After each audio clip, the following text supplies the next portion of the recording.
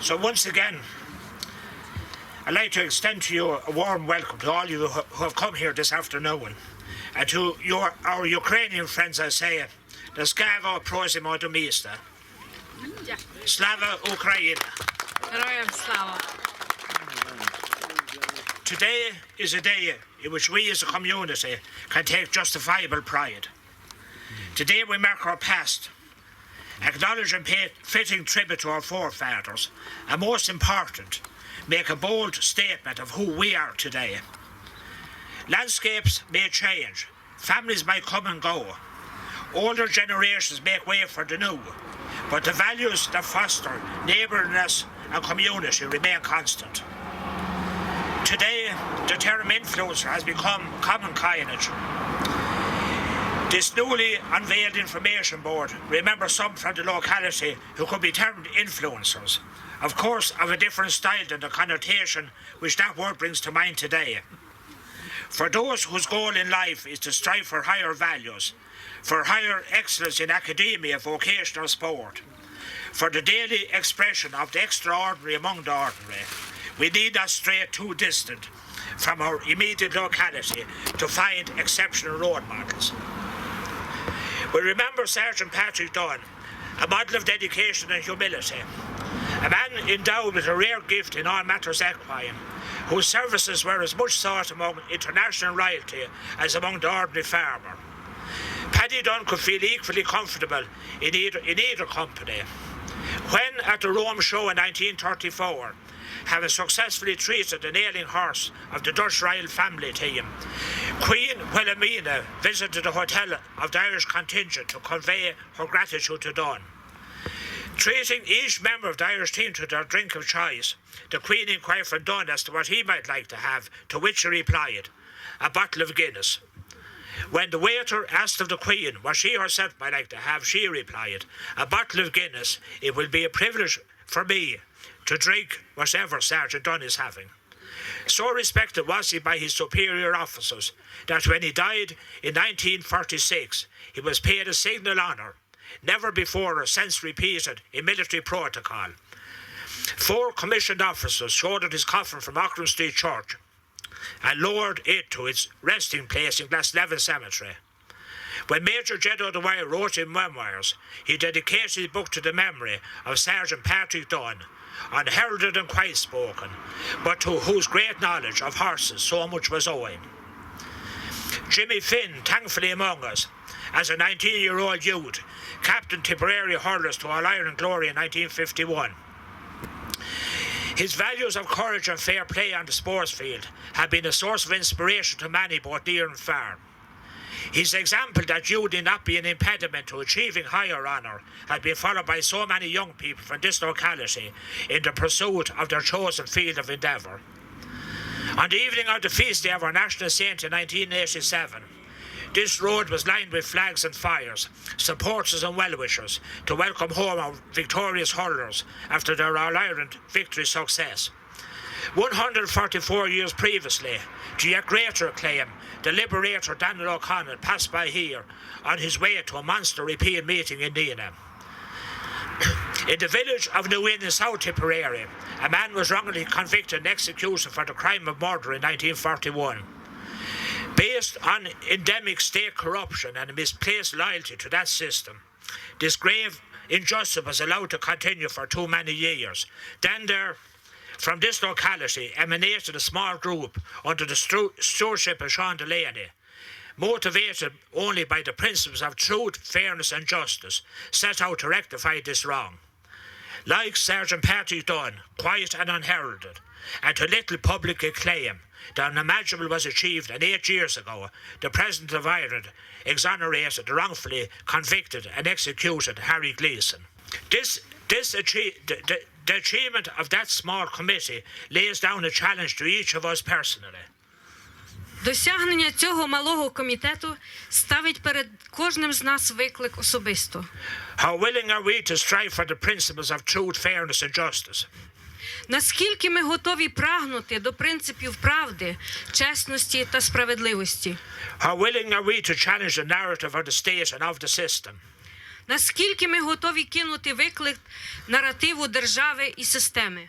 A young lady, Veronica, from the city of Kolomia in Ukraine, wrote to me recently concerning events in her homeland.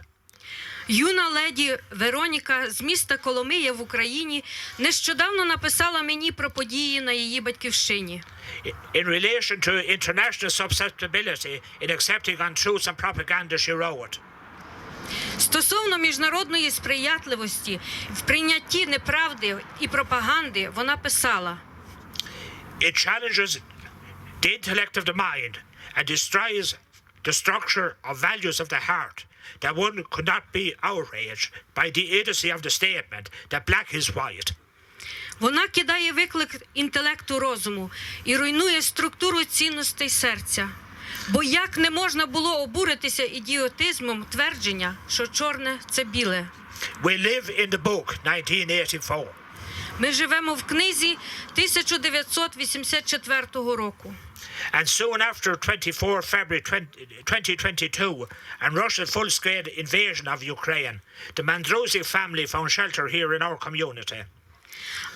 А незабаром, після 24 лютого 2022 року і повномасштабного вторгнення Росії в Україну, родина Мандрусяків знайшла тут притулок у нашій громаді. On 2nd of July of last year, at a small ceremony here at this location, 3 apple trees were planted. 2 липня минулого року на невеликій церемонії тут, в цьому місці, було висаджено 3 яблуні. Our prayer and hope was then, and is now, that by the time those trees bear fruit, Ukraine will be free and at peace.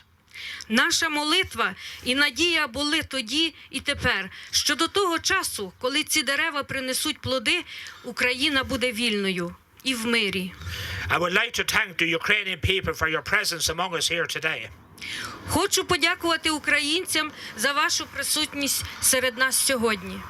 It is you that encourage us to standards of higher courage and nobility. Саме ви спонукаєте нас до стандартів вищої мужності і благородства. You show to us the true meaning of patriotism and the finest of all human traits, resilience and dignity in the face of adversity.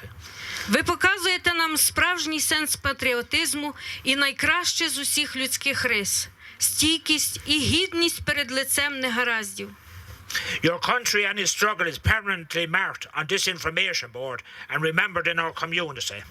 Ваша країна і її боротьба постійно відзначаються на цій інформаційній дошці і запам'ятовуються в нашій спільноті. We salute you for defending the borders of your national territory.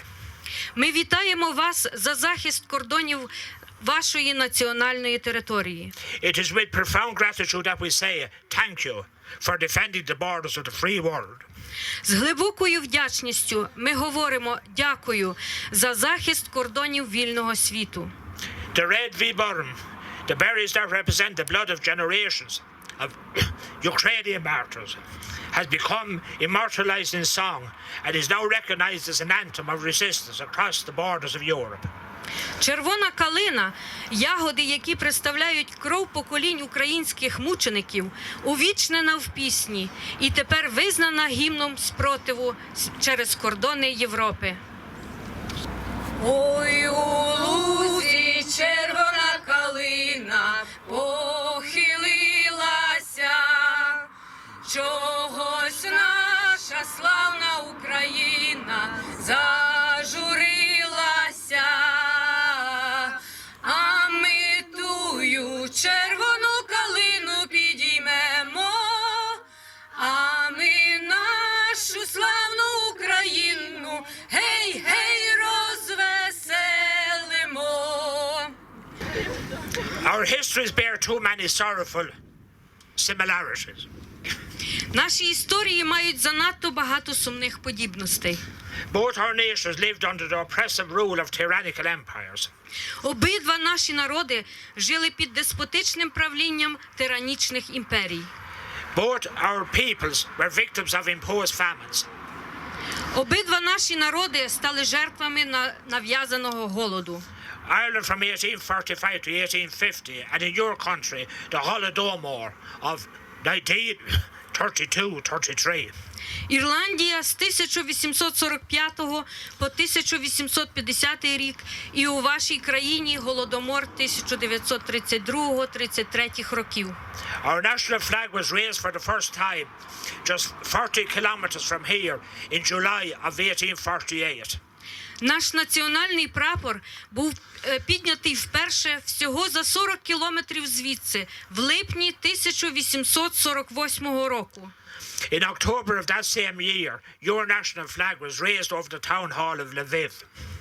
У жовтні того ж року над ратушею Львова було піднято ваш національний прапор.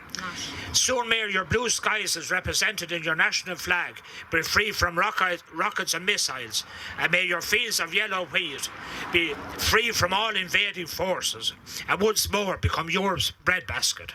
Незабаром блакитне небо, як представлено у вашому національному прапорі, буде вільним від ракет і куль, і нехай ваші поля жовтої пшениці будуть вільні від усіх вторгнень і знову стануть житницею Європи.